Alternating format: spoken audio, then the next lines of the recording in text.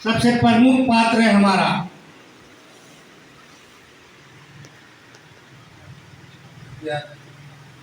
बहुत पतला है, लिखना चाहेंगे तो लिख लेंगे। पारी उपार लिंगो, ये नंबर 1 पात्र है। नंबर 2 शंभू शेख।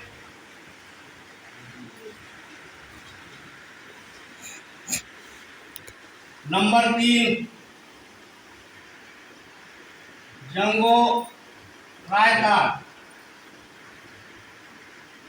नंबर 4 कली कंकाली। नंबर 5 हीरा सूखा पाटाले।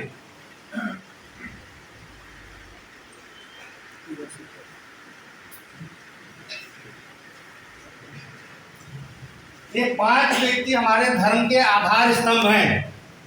इन 5 व्यक्ति के बारे में जान लेना मतलब आप गौड़ी धर्म को जान गए। नंबर 1 पारी कुपार लिंगो। नंबर 2 शंभू शेख। नंबर 3 जंगो रायता। नंबर 3 कली कंकाली। नंबर 5 हीरा सूखा पाटाली। ये 5 प्रमुख पात्र हैं। इनके नाम में आप लिंगों का नाम सुने हो, ये सभी के नाम सुने होंगे, मुझे लगता है अधिकांश लोग सुने होंगे। नहीं सुनेंगे फिर भी इनको अपने लेटर पैड में नोट कर ले। पारी लिंगो, शंभू शेख, जंगो रायता, कली कंकाली और हीरा सूखा पाटाली। अब इसमें एक एक करके थोड़ा सा आप समझिएगा। पहले लिंगो,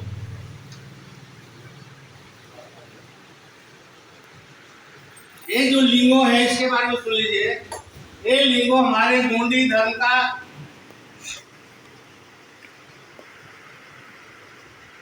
संस्थापक है। यही व्यक्ति ने हमारे गौड़ी धर्म की स्थापना की है। गौड़ी धर्म की स्थापना करने वाला यही पारी कुपार लिंगो ही है। अगर इस व्यक्ति को नहीं जानोगे तो गौड़ी धर्म का क्या मतलब है? जिस गुरु ने आपको ज्ञान दिया उस गुरु जी का ही नाम नहीं जानोगे तो कोई मतलब नहीं है। संपूर्ण समाज को ज्ञान देने वाला ये गौड़ी धर्म के संस्थापक पारी कुपार लिंगो, इनके बारे में थोड़ा सा आपको जानना है।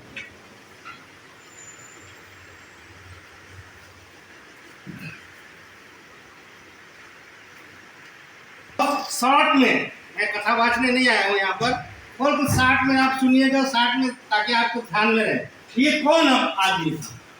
ये पारी कुपार लिंगो आदमी कौन था? देखिए पुराने समय का आदमी है और उस समय की भाषा, उस समय के जो स्थानों के नाम बड़ा अटपटा थे, इसलिए बड़ा अटपटा सा लगता है। कुछ नाम तो हम कैसे याद करें? हमारे इस पारी कुपार लिंगो को हमारे यहाँ, हमारे सरगुजा क्षेत्र में देवगन गुरु के नाम से जानते हैं। देवगन गुरु लिंगो, ऐसा इसको लोग जानते हैं। और कौन लोग जानते हैं? जो लोग देवारी करते हैं, जो लोग देवारी ओझा करते हैं वही लोग जानते हैं कि देवगन गुरु लिंगो है, बाकी कोई नहीं जानता। और अब देवारी लोग भी भूल गए इसको, क्योंकि देवठान पर्व मनाना छोड़ दिए। देवठान पर्व के दिन ही इस देवगन गुरु को उन लोग याद करते थे,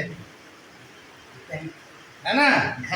अब देवार लोग भी देवठान पर्व मनाना छोड़ दिया, देवारे खत्म हो गए, अब इनका अस्तित्व भी खत्म होने लगा। पता इतने महान व्यक्ति, इसको हम विस्मृत कर दिए, इसको हमने भुला दिया।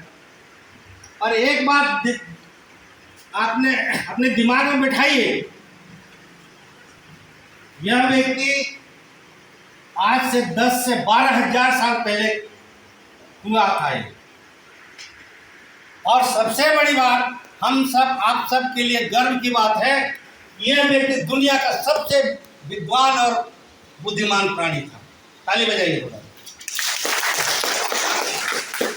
आपको गर्व होगा, आपका सीना इनके नाम से चौड़ा हो जाएगा। हमारे समाज में भी ऐसा व्यक्ति पैदा हुआ था जो दुनिया का सबसे बड़ा विद्वान व्यक्ति था। शायद नहीं मानेंगे आप। हर समाज उसको मानते हैं सर। नहीं मानते हैं, इतना बड़ा विद्वान था ये शायद नहीं मानेंगे। जितने भी विद्वान हुए हैं वो बाद में हुए हैं, है ना। जो विद्वान हुए हैं बाद में हुए हैं। इनके समय में इतना बड़ा विद्वान कोई नहीं था। इनके मुकाबले में किसी भी धर्म, किसी भी समाज में इतना विद्वान आदमी नहीं था। ऐसे विद्वान आदमी को हम बोल जा रहे हैं। कहने का मतलब इस व्यक्ति ने ही गौड़ समाज की सामाजिक व्यवस्था को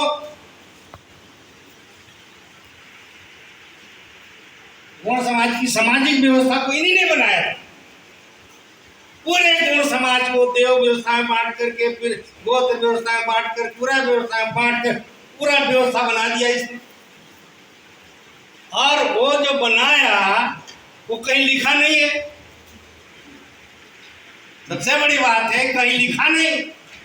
मौखिक चलते चलते 10-12 हजार तक जिंदा हमारे बीच में, और नहीं भी लिखेंगे तो भी शायद और कितने साल आगे तक जाएगा। आजकल अंगूठान बिना पढ़ा लिखा आदमी भी इनकी सामाजिक व्यवस्था को मानता है, जानता है। कौन मर काम है, कौन मरा है, कौन पोरते है, कौन टेकाम है, वो अंगूठा छाप गोड़ भी जानता है। लेकिन वो नहीं जानता है कि इस व्यवस्था को देने वाला इतना महान व्यक्ति हमारे बीच पैदा हुआ था। ठीक है, तो इसके बारे में बहुत ज़्यादा जानने की जरूरत नहीं है, और इसके जो परिस्थितियां हैं इसको जानना बहुत जरूरी है। इतना बड़ा विद्वान बना कैसे? ये जो कुपारलिंगो, पारी कुपारलिंगो, इसका पूरा नाम पांदी पारी कुपारलिंगो। आज भारत स्वतंत्र है। 1947 में भारत स्वतंत्र हुआ। स्वतंत्रता के बाद भारत के जो राज्य थे, राज्यों का गठन हुआ। राज्य गठन हुआ तो राज्यों के नाम दिए। मध्य प्रदेश, उत्तर प्रदेश, बिहार, उड़ीसा, आंध्र प्रदेश, महाराष्ट्र, कर्नाटक, दुनिया भर के प्रदेशों का नाम काट काट के बांट दिए। 1947 के पहले ये प्रदेश अस्तित्व में नहीं थे, इनका कुछ और नाम था। ठीक है, इसी तरह से आज से 10,000 12,000 साल पहले, 10,000 साल पहले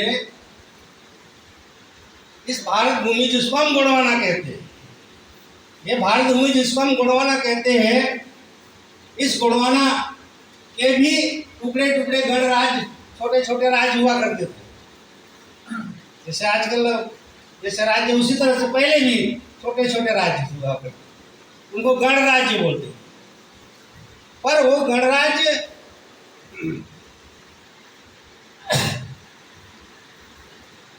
जिस तरह से आज हमारे देश का एक प्रधानमंत्री होता है पूरे भारत का, उसी तरह से 10,000 साल पहले भी छोटे छोटे गणराज्यों का पूरा गणाधिपति जो होता था वो सेंट्रल में, उसी का नाम था शंभू सेठ। मतलब यही शंभू सेठ उस समय का महाराजा था, प्रधानमंत्री था। ये समझ लीजिए, इसके काल में ये व्यक्ति पैदा हुआ। शंभू सेठ के काल में ये लिंगो पैदा हुआ। इसके पिता का नाम जान लीजिए, अगर नहीं भी जानेंगे तो इसके पिता का नाम कुलशिव। अटपटा सा लगता है, इसके पिता का नाम कुलशिव।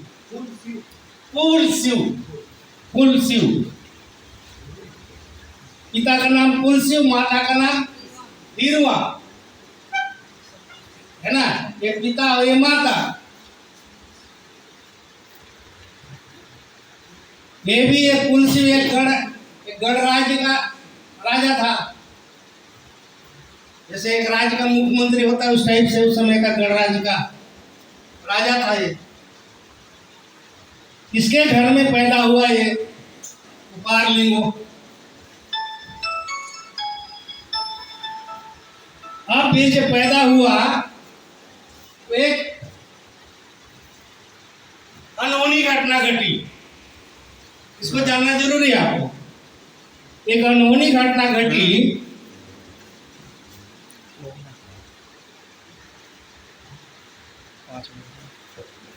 राजा कुलसु अपने राज दरबार में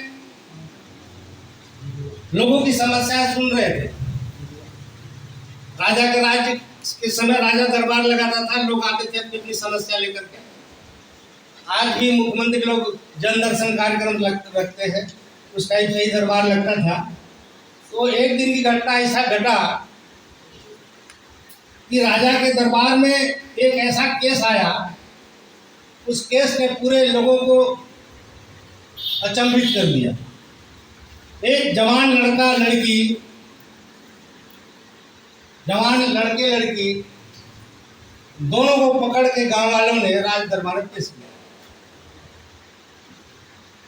राज दरबार में पेश किया, बोले महाराजा ये जो लड़के हैं लड़कियां हैं, ये आपस में भाई बहन हैं, और भाई बहन होते हुए भी आपस में ये वैवाहिक संबंध कर बना लिए।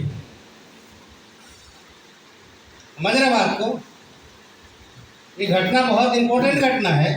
ये घटना घटी राजा दरबार में। जब ये शिकायत आई, जैसे शिकायत पहुंची, लड़के का बाप सुसाइड कर लिया, फांसी फंदे पे चढ़ गया, फांसी लगा लिया लाश शर्म के मारे। जब राजा के पास संदेश पहुंचा कि लड़के लड़कियों के कारण से उसका बाप जब फांसी पर चढ़ गया, तब राजा ने इन दोनों लड़के लड़कियों को मृत्यु दंड की सजा दे दी। राजा कई तरह की सजा देते रहते हैं, आगे होता रहता है। और इस घटना का पारिक पारलिंगो, जो उस समय दरबार में अपने पिता के दरबार में बैठा था, उसका उम्र मात्र 16 साल का। 16 साल की उम्र में राज दरबार में बैठा था, इस घटना को देख रहा था। और इसी घटना के कारण उसके दिमाग में चेंज आया। बाप रे, समाज में इस तरह का अनैतिक कार्य होता है, तो ऐसा क्यों होता है, इसका क्या हल होना चाहिए? ये चिंता उसके दिमाग में वहीं पर घर कर गया, और वो घर द्वार छोड़ करके निकल गया भ्रमण में, देश भ्रमण में। इसका हल खोजा जाए। जो अपने समाज में जो समस्याएं हैं, कई तरह की जो कुरीतियां हैं, उनको लेकर बड़े चिंतित हुआ। और ये जब समाधान खोजने गया, निकला तो रास्ते में ये माता जंगो रायतार मिली। ठीक है, ये जंगो रायतार, इसके बारे में बाद में बताएंगे। पर ये जंगो रायतार मिली और इससे पूछा, भाई तुम कहाँ जा रहे हो, क्या बात है, बहुत परेशान दिख रहे हो। तब ये लिंगो ने अपने माता जंगो रायतार को बताया कि ऐसा ऐसा बात है, राज्य में बहुत तरह के अनैतिक कार्य हो रहे हैं, समाज में बहुत विकृतियाँ आ गई है, इसका कुछ समाधान हमको मिल जाए, तो उसके तलाश में निकला हूँ। तो इसने बताया कि तुम कहीं मत जाओ, तुम सीधे कचारगढ़ जाओ। उस समय कचारगढ़ का नाम तो दूसरा था, पर अब इसको कचारगढ़ बोलते हैं। कितने लोग कचारगढ़ गए हैं? ठीक, धन्यवाद, बहुत बहुत बड़े। तो वो ये जो लिंगो, ये रायतार ने लिंगो को बताया कि आप कचारगढ़ ले जाओ, बहुत एकांत जगह है और ऐसा शांत जगह है जहाँ बैठ करके आप थोड़ा सा तप साधना करोगे तो आपको ज्ञान की प्राप्ति हो जाएगी। ये लिंगो इस कचारगढ़ में जाकर के 7 साल तक लगातार तप साधना करते रहा, और यहाँ से उसको ज्ञान प्राप्त हुआ। ठीक है, जो ज्ञान प्राप्त हुआ, जो समाज व्यवस्था के लिए उसको ज्ञान प्राप्त हुआ, और इसने जो ज्ञान लोगों को बांटा, उसी को गौड़ी धर्म बोलते हैं। ठीक है, जो ज्ञान दिया इसने, जो सामाजिक व्यवस्था, रीति नीति, धर्म कर्म, जो भी इसने यहाँ पर तप कर कचारगढ़ में प्राप्त किया, इसको जाकर के अपने शिष्यों के माध्यम से जन जन तक फैलाया।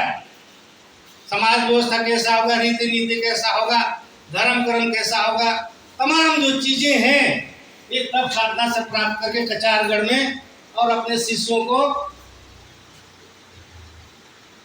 के माध्यम से जन जन तक फैलाया।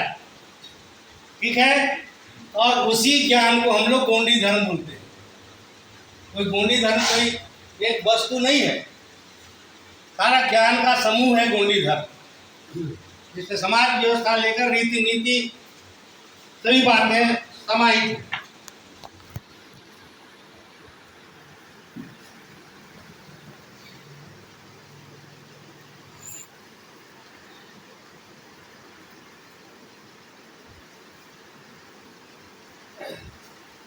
बहुत शार्ट में बता रहा हूं मैं, जल्दी जल्दी। अब ये तो लिंगों की बात हो गई। शंभू से के बारे में एक लाइन जानिए। अभी के समय में जो प्रधानमंत्री देश का है, उसी टाइप का उस समय का प्रधानमंत्री शंभू शेख था। मतलब पूरे गण राज्यों का महाराजा था, इसी का राज था, पूरे भारत में यही का राज था। तो ये इनके से प्रभावित हुए बिना नहीं रहे। असली धर्म प्रचारक तो यही थे। असली धर्म प्रचारक या इनके असली शिष्य शंभू शेख ही थे। शंभू शेख पालियों से बहुत प्रभावित हुए। उन्होंने अपने शिष्यों के माध्यम से ज्ञान को तो फैलाया, लेकिन असली पूजा पाठ आराधना का काम यही शंभू शेख इनसे सीखे।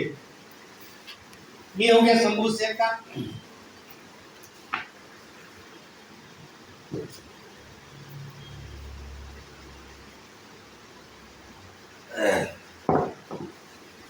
अब आ जाइए जंगो रायतार।